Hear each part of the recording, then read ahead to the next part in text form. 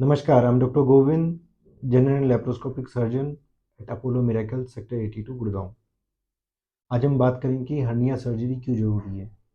सबसे पहले हमें पता होना चाहिए कि हर्निया क्या होता है, कैसे होता है और हर्निया के क्या-क्या कॉम्प्लिकेशंस हो सकते हैं।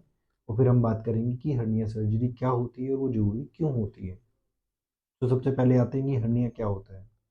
हर्निया एक तरह की स्वेलिंग होती है, जो कि आप खड़े होते हैं या कोई वज़न उठाते हैं तो वो बढ़ जाती है और जब आप लेटते हैं तो वो धीरे धीरे कम हो जाती है और गायब भी हो जाती है। इनिशियल स्टेजेस में वो गायब हो जाती है, लेकिन लेटर स्टेजेस में वो गायब नहीं होती है, उतनी ही रहती है। तो ये हर्निया होता क्यों है? हर्निया होता है कि हमारे एब्डोमेन में कोई भी ऐसी कॉज जिससे कि इंट्रा एब्डोमिनल प्रेशर बढ़ रहा हो, यानी कि पेट का जो प्रेशर है अंदर का वो बढ़ रहा हो, तो वो एक हर्निया का कारण है। जैसे कि आपको लंबी खांसी हो, यानी कि सीओपीडी अस्थमा हो, या फिर आपको पेशाब में जोर लगाना पड़ रहा हो, जैसे कि ओल्ड एज में प्रोस्टेट की ग्रंथि बढ़ने की वजह से, या फिर आपको कब्जी हो, लंबी कब्जी हो जिसमें आपको जोर लगाना पड़ रहा हो, तो वो भी एक कारण होता है हर्निया होने का।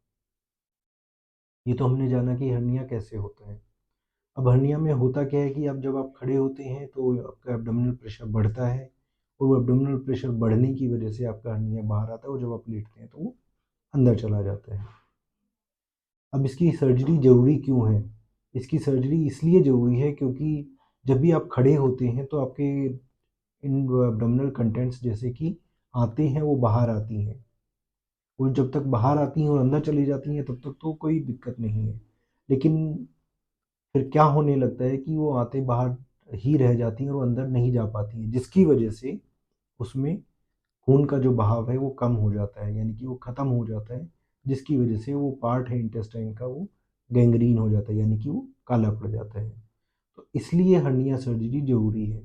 और दूसरी बात है कि अगर मान लीजिए आपने हर्निया सर्जरी आप डिले कर रहे हैं, तो जितना बड़ा हर्निया होगा उतना ही उसमें ऑपरेट करने में कॉम्प्लिकेशंस होंगी, या फिर हम जो हर्निया सर्जरी लेप्रोस्कोपिकली कर सकते हैं, यानी कि मिनिमली इन्वेजिव प्रोसीजर से कर सकते हैं, वो ओपन पद्धति से करनी पड़ेगी, तो उसमें भी दिक्कतें आपको ज़्यादा आ सकती हैं।